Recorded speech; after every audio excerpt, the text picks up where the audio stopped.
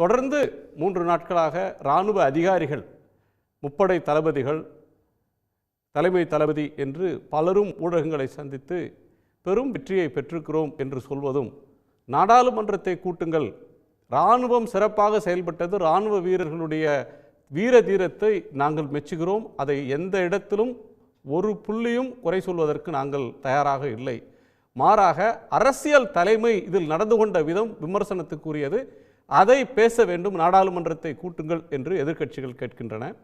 இந்த சம்பவங்களையும் அரசு தரப்பில் இராணுவ தளபதிகள் கொண்டு தரக்கூடிய விளக்கங்களை நீங்கள் எப்படி பார்க்குறீங்க திரு புகாரி?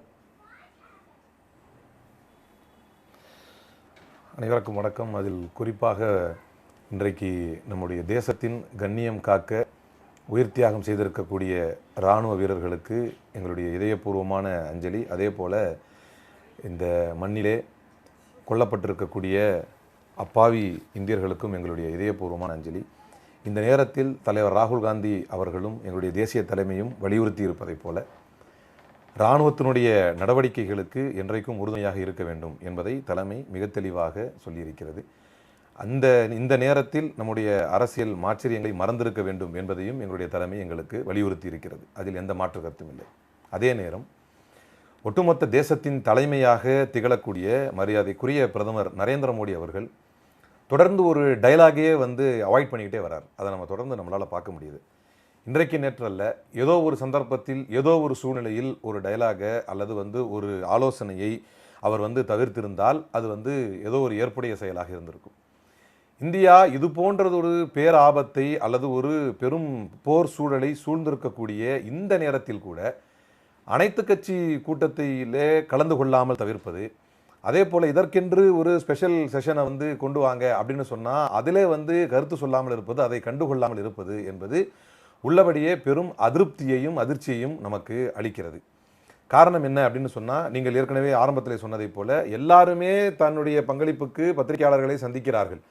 ஒரு பக்கம் பாகிஸ்தான் பொய் செய்திகளை போடுகிறது என்று இங்கிருப்பவர்கள் சொல்கிறார்கள், இன்னொரு பக்கம் பாகிஸ்தான் சொல்கிறது இங்கிருக்கிறவர்கள் பொய் செய்திகளை போடுகிறார்கள் அப்படின்னு, இன்னொரு பக்கம் லாகூரை கைப்பற்றிட்டோம், கராச்சியை கைப்பற்றிட்டோம் என்று ஆளாளுக்கு ஒரு செய்தியை சொல்லிக் கொண்டிருக்கிறார்கள். இதனூடே முறையாக யார் பேசினால் இதை அனைத்தும் தீர்க்கப்படுமோ, யார் வாய் திறந்தால் அது அனைத்திற்குமான ஒரு தீர்வாக இருக்குமோ அவர் இதை பற்றி கண்டுகிட்டதா இல்லை. ஆனால் அதை நம்ம ஒரு கேள்வியாக வைத்த போது எல்லோரும் என்ன சொன்னாங்க அப்படின்னு சொன்னால், குறிப்பாக பாஜகவினருடைய பதிலாக என்ன இருந்தது என்று சொன்னால், அனைத்து கட்சி கூட்டத்தை கூட்டுவதை விட ரொம்ப முக்கியமானது அவர் செக்ரட்டரிஸ் எல்லாம் மீட் பண்ணிட்டு இருக்கிறாரு, எல்லாரையும் போய் முக்கியமான இராணுவ அதிகாரிகளை சந்திச்சு இது சம்பந்தமான ஆலோசனையை செய்து கொண்டிருக்கிறார் அப்படின்னு சொன்னாங்க. அப்படி பார்த்தா இந்த வாதத்தை உண்மை அப்படின்னு எடுத்துக்கிட்டா கூட, மரியாதைக்குரிய பிரதமர் இந்த பகல்காம் அட்டாக் நடந்த பொழுது முதலாக எங்கே வந்தார் அப்படின்னு சொன்னால், அங்கேருந்து நேராக சவுதி அரேபியாவிலேருந்து நேராக கிளம்பி ஒருவேளை இதைத்தான் பண்ணுவார் அப்படின்னு எதிர்பார்த்தா அவர் நேராக போன இடம் பீகாருக்கான தேர்தல் களத்திற்கு தான் அவர் சென்றார். அவர் சொன்ன வாக்குறுதிகள் எல்லாம் பீகார் தேர்தல் களத்தில் தான் நின்றுக்கிட்டு நான் மிகப்பெரிய பழி எடுப்பேன், பயங்கரமாக பண்ணுவேன், இவங்களை எதையும் விடமாட்டேன் என்று சொன்னார்.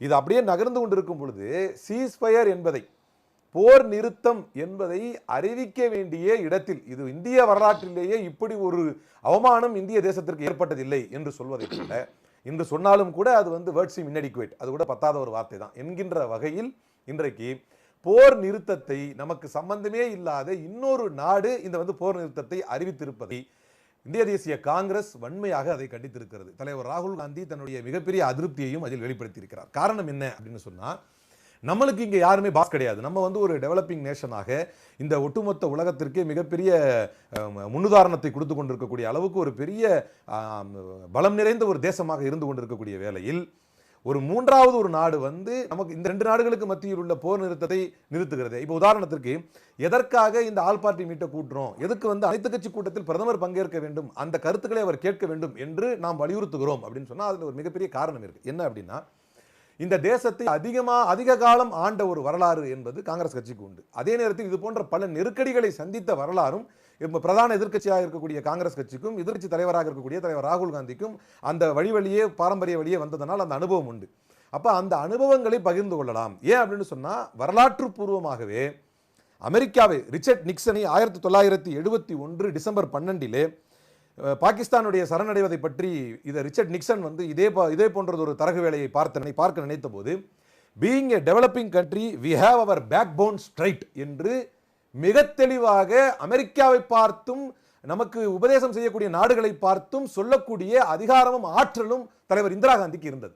அப்ப இந்த வரலாறு படைத்த ஒரு கட்சி என்பதனாலும் இது போன்ற சூழல்களை இன்னொரு ஆள்கள் இதை தரகு வேலை செய்வதும் இதுல புகுந்து நாங்க நாட்டாம பண்றோம் என்று வரும் பொழுதும் இதை எப்படி கையாள வேண்டும் அப்படிங்கிறதுக்காகத்தான் நம்ம அந்த அனைத்து கட்சி கூட்டத்திலேயே பிரதமர் இருக்க வேண்டும் என்று எதிர்பார்த்தோம். அதே போல தலைவர் இந்திரா காந்தி சொன்னார், எங்களுடைய முதுகெலும்பு நேராக இருக்கிறது, ஒரு முன்னேறும் நாடாக நாங்கள் உறுதியாக இருக்கிறோம், enough will and resources to fight all atrocities. இது தலைவர் இந்திரா காந்தியுடைய வார்த்தை, அவர்களுக்கு நேரடியாக சொன்ன வார்த்தை. அதான் இன்னைக்கு எங்களுக்கு யாரும் இடையில பேச தேவையில்லை என்று பிரதமர் சொன்னதாக கருதுகிறோம், பிரதமர் சொன்னதாக தகவல் என்றுதான் இங்கு செய்திகள் வருகிறதே தவிர பிரதமர் நேரடியாக அமெரிக்காவிற்கோ நம்ம இந்தியா போன்ற நாடுகள் நம்முடைய தேசத்திற்கு தலையிட்டு அவர்கள் செய்யக்கூடிய இந்த பெரியண்ணன் மனப்பான்மைக்கோ நேரடியாக பிரதமர் என்ன பேசினாரும் தெரியாது. அப்ப இந்த தேசத்தின் மானம் காக்க, இந்த தேசத்திலே அப்பாவி உயிர்கள் ஒரு பக்கம் பலியாகி கொண்டிருக்க, இந்த தேசத்தின் மானம் காக்க ராணுவ வீரர்கள் அணியிலே நின்று தன்னுடைய உயிர்களை பலி கொடுத்து கொண்டிருக்க, இந்த தேசத்துக்கு எல்லாத்துக்கும் முக்கியமான காரணம் என்னன்னா இந்த தேசத்தினுடைய கௌரவம்.